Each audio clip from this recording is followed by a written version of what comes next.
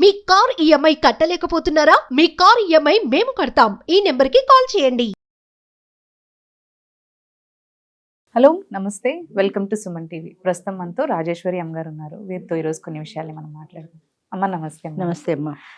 మనం చూస్తున్నాం ఇప్పుడు ఈ మధ్య కాలంలో ప్రతి ఏజ్ లో వాళ్ళు, చిన్న పిల్లల దగ్గర నుంచి కూడా మళ్ళీ టీనేజర్స్ అండ్ పెద్ద మిడిల్ ఏజ్ వాళ్ళు కూడా సూసైడ్ ఐటమ్స్ ఎక్కువైపోతున్నాయి.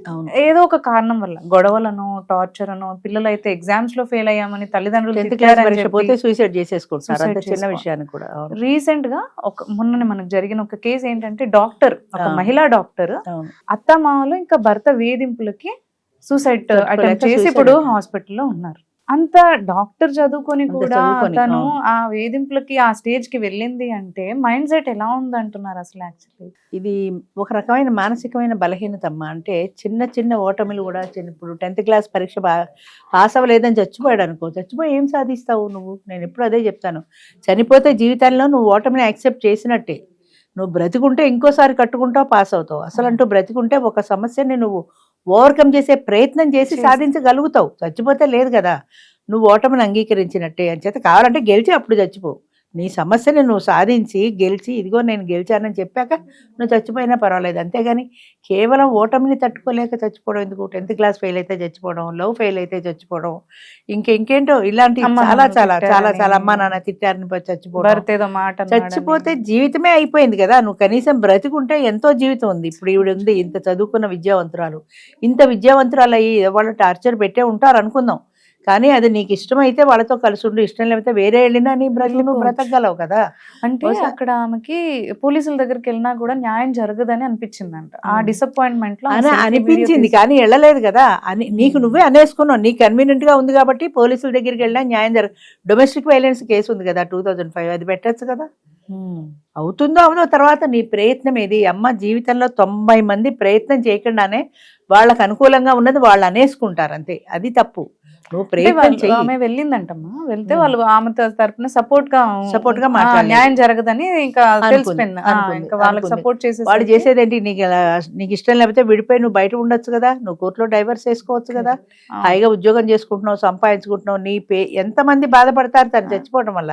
నీ భర్త బాధపడతాడు, కోపంలో ఏదో అన్నా కూడా భర్త బాధపడతాడు, నీ పేరెంట్స్, నీ అక్క చెల్లెళ్ళు, అన్నదమ్ములు, ఇంతమందిని బాధ పెట్టి ఏం సాధించినట్టు? ఇప్పుడు బతికింది కదా అమ్మాయి. సూసైడ్ అటెంప్ట్ కేసు కూడా అవుతుంది. సూసైడ్ అనేది కూడా నేరం కదా, ఆత్మహత్య కూడా నేరమే. అది చచ్చిపోతే పర్వాలేదు, బతికితే అది చచ్చినంత పని. ఇప్పుడు దానికి మళ్ళీ ఓ పోలీసు కేసు, ఈ గొడవ అంతా అవుతుంది.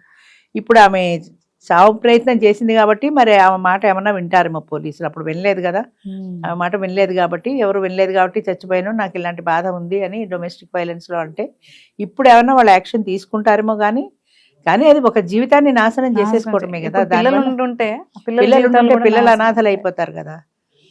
అది ఏంటంటే ఆ క్షణికావేశంలో తీసుకుంటారు ఇలాంటి నిర్ణయాలు. ఎప్పుడు కూడా ఈ క్షణంలో అనిపిస్తుంది, అది రేపటికి వాయిదా అయ్యి ఈ తీవ్రత తగ్గుతుంది. అంటే నీకు ఆ డిప్రెషనో, ఆ అగ్రెసివ్నెస్, దాని తీవ్రత మరుసటి రోజుకు తగ్గుతుంది.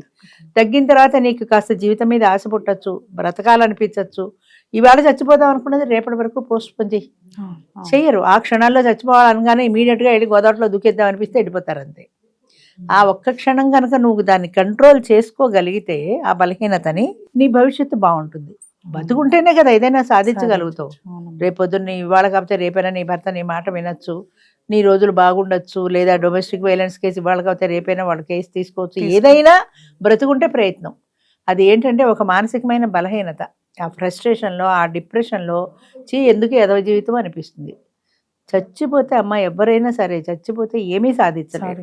10th క్లాస్ ఫెయిల్ అయ్యానని చచ్చిపోతే జీవితమే పోయింది. బతుకుంటే ఇంకోసారి కట్టుకుంటావు, మార్చి కాకపోతే సెప్టెంబర్ కట్టుకుంటావు, పాస్ అవుతావు. పోతే అది జీవితమే లేదు కదా. అది ఆ క్షణికావేశంలో చేసే పని తప్ప, అది కూడా ఒక మానసికమైన బలహీనతే. ఆ బలహీనత నుంచి ఓవర్కమ్ కావడమే నేర్చుకోవాలి జనం. అంటే ఆ కాన్ఫిడెన్స్, వాళ్ళ మీద వాళ్ళకి కాన్ఫిడెన్స్ ఉండాలి. అది ఉంటే ఎంత కష్టాన్నైనా జయించగలుగుతారు. నేనెందుకు చచ్చిపోవాలి, ఆఫ్టర్ ఆల్ వాళ్ళు ఏదో అన్నారని నా జీవితం నాది, నా బ్రతుకునే బ్రతకగలను, ఇంత చదువుకొని నేను బతకలేనా అని అనుకుంటే, బతకడానికి ఎన్నో మార్గాలు. ఇష్టమైతే నీ భర్తతో కలిసి ఉండు, లేదా వేరే రావడానికి నీ భర్త తప్పకపోతే నువ్వు విడిపో, కనీసం బ్రతకగలుగుతావు. ఈ రోజుల్లో విడిపోయిన వాళ్ళు డైవర్స్ కేసులు ఎన్ని లేవు. అంచేత ఇప్పుడు ఈ కేసులో మనం ఫర్ ఎగ్జాంపుల్ ఈ అమ్మాయి కేసులో చూసుకుంటే ఇంత చదువుకుని 25 ఏళ్ల వయసులో జీవితం మొత్తం అంతం చేసుకుందంటే ఎంత ఫ్యూచర్ పోయింది అమ్మాయిది.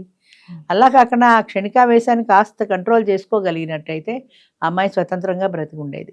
డాక్టర్ స్థాయి అంటే ఒకరికి జీవితాలు అంతే, ఇవ్వాలి. జీవితాలు ఇచ్చే Actually, స్థాయిలో ఉన్నది, ఉన్నారు. తన జీవితాన్ని చదువుకుని నాశనం చేసుకుంది. చేసుకోవాలి. అదే Stage క్షణికావేశం వచ్చేసి. అంతే.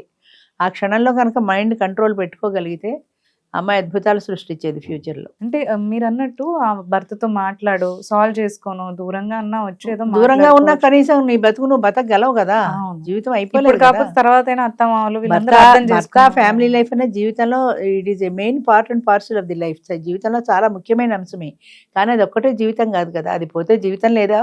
విడిపోయిన వాళ్ళు ఎంతమంది చదువుకుని ఉద్యోగాలు చేసుకోవటంలా అవును, ఎంతో మంది ఉన్నారు, అద్భుతాలు సృష్టించిన వాళ్ళు ఉన్నారు. అలాంటి అవకాశాన్ని నువ్వు పోగొట్టుకున్నావు కదా. ఇంత చదువుకొని కూడా కాన్ఫిడెన్స్ ఎందుకు అదే లోపించింది కాన్ఫిడెన్స్ అంటారు ఆ మనకి? క్షణంలో అంటే అది ఆ ఫ్రస్ట్రేషన్ వస్తుంది. ఇప్పుడు ఎదురువాళ్ళు ఏదో మాటలు అన్నప్పుడు ఆ మాటలు భరించలేని బాధ వస్తుంది, ఫ్రస్ట్రేషన్ వస్తుంది. అది మొగుడితో చెప్తే ఆయన పట్టించుకోకపోవచ్చు, ఆయన వినుండకపోవచ్చు, లేదా ఆయన కూడా ఈమెని సపోర్ట్ చేసి ఉండకపోవచ్చు. ఆ క్షణంలో అక్కడ ఏం జరిగిందో మనకి తెలియదు కదా. మొగుడు వెనక అత్తవారు వెనక నేను ఎవరి కోసం బ్రతకాలి అనే మాట వస్తుంది అక్కడ. నేను ఎవరి కోసం బతకాలి? నా మొగుడు వినరు, నా అత్తారు వినరు. నీకోసం నువ్వు బతకాలని ఎందుకు అనుకోవు? నీకోసం నువ్వు బతకచ్చు కదా. ఎవరి కోసమో ఎందుకు? నీకోసం నువ్వు బతుకు. నీ జీవితం ఎందుకు అంతం చేసుకుంటావు? వినని వాళ్ళ కోసమని. వినేవాళ్ళు నీ పేరెంట్స్ ఉన్నారు, నీ అన్నదమ్ములు ఉన్నారు, వీళ్ళందరూ ఉన్నారు కదా. హాయిగా నీ బ్రతుకు నువ్వు స్వతంత్రంగా బ్రతికి నేను విడిగా కూడా నేను ఉండగలనే ఛాలెంజ్గా వాళ్ళకి నువ్వు లైఫ్ ఎందుకు చూపించవు? చూపించచ్చు కదా. నీతో కలిసి ఉండడం వల్ల నేను ఇలా తగ్గి ఉన్నాను, కానీ నేనంటూ విడిగా ఉంటే ఇంతకంటే ఎక్కువగా బ్రతకగలను.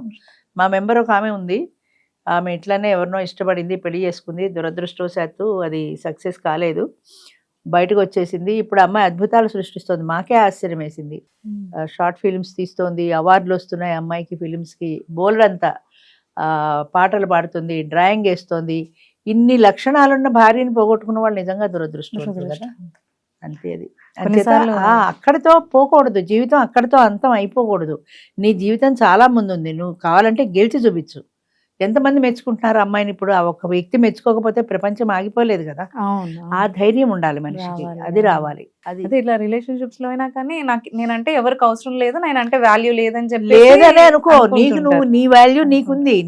నేను వాళ్ళ కోసం ఎందుకు చచ్చిపోవాలి? నా జీవితం నాది, నా బ్రతుకు నాది, నేను గెలిచి చూపిస్తాను, నేను సాధించి చూపిస్తాను అంటే సాధించగలవు. కానీ ఈ డిప్రెషన్ లోకి వెళ్ళిపోయి నేను ఎవరికి అక్కర్లేదు, నన్ను కావాలనుకున్న వాళ్ళు ఎవరు లేరు అనే డిప్రెషన్ లోకి వెళ్ళిపోతే, నాకెవ్వరూ లేరు అన్న డిప్రెషన్ లోకి వెళ్ళిపోతే ఇంకా సూసైడ్ మీదకే పడుతుంది మనసు. ఆ కాన్ఫిడెన్స్ ఉండాలమ్మా మనిషికి. ప్రతి మనిషికి కూడా కాన్ఫిడెన్స్ చాలా అవసరం. అలాగే, థ్యాంక్ యూ అమ్మా.